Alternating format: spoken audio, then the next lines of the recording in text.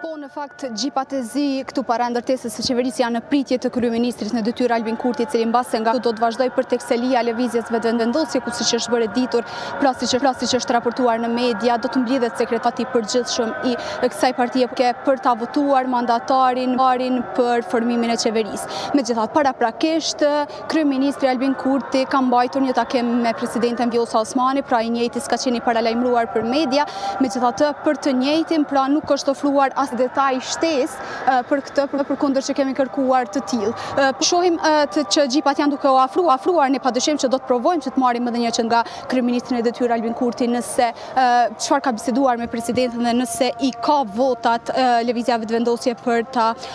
formuar qeverinë. Vlen të theksohet që për të njëjtin takim, pra për të cilin është mbajtur me presidentin, s'është ofruar asnjë detaj, megjithatë jo zyrtarisht kemi arritur që të kuptojmë se takimi ka qenë shumë i shkurtër, pra diku thuhet që ka zgjatur 15 minuta. Krejt kjo ngjarje vjen shkak se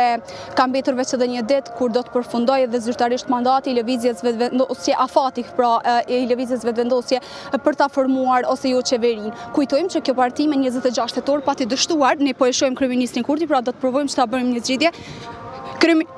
Kryeministër,